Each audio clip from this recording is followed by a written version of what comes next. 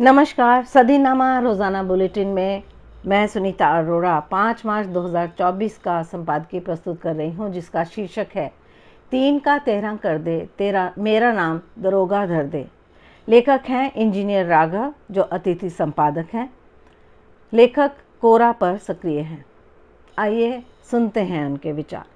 लिखते हैं, पेशकार का ये पद भले कर क्लर्क के समान होता है, किंतु काले चौंगे के सानिध्य का प्रताप ऐसा कि इनका मान सम्मान, पूछ और कमाई किसी न्यायपिता से कम नहीं है।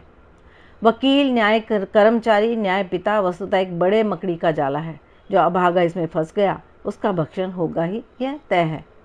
हाँ, यदि आर्थिक रूप से आप सक्षम हैं तो आपका घनघोर दुर्भाग्य ही होगा, तभी आप दंड तक पहुंचेंगे। अन्यथा पूरा सिस्टम आपके रक्षण में अपना सर्वस्व झोंक देगा। कुछ एक सत्यनिष्ठ लोग जो सिस्टम में बचे हैं, उन्हें कलयुग के देव और पूजनीय माने जाए। आज तक यदि कोई न्याय हुआ है, न्यायालयों की प्रतिष्ठा बची हुई है, तो इन्हीं के कारण बची हुई है। हालांकि उनके समाज में उन्हें बुड़बक और हंसी का पात्र माना जाता है। अंग्रेज विरासत में जो न्याय व्यवस्था छोड़ कर गए और हमने अपनाया, उसमें न्याय की कितनी गुंजाइश है, कैसे अन्याय इस माध्यम से पोषित है, दशकों से हम देखते भोगते चले आ रहे हैं।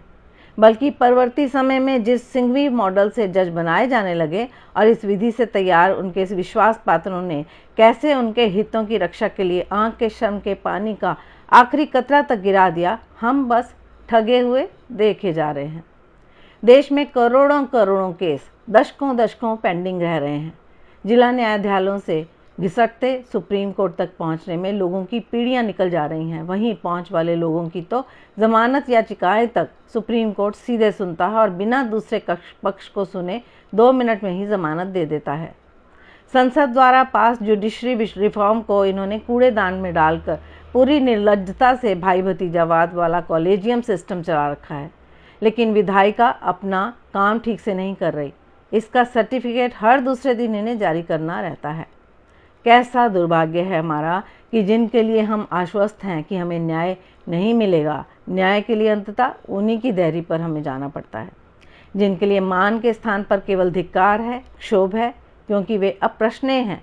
उनके पास न्याय घर का मान पर दंड देने की अपरिमित प्रश्नेय शक्ति है, तो सिर झुकाकर हमें माननीय, आप महान हैं, भगवान हैं कहना पड़ता है।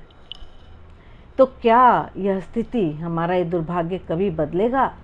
क्या कभी ऐसी स्थिति बनेगी कि प्रत्येक अपराधी दंड की सुनिश्चितता के भय से अपराध करने से डरेगा? धन्यवाद। खबर अभी तक। ताज़ी खबरों के साथ अन्य खबरों के लिए इंतज़ार करें। नमस्कार। सुनकर देखो, सुनकर देखो, सुनकर देखो जी। ममता, राहुल, मोदी बोले, लिखे जितेंद्र जी।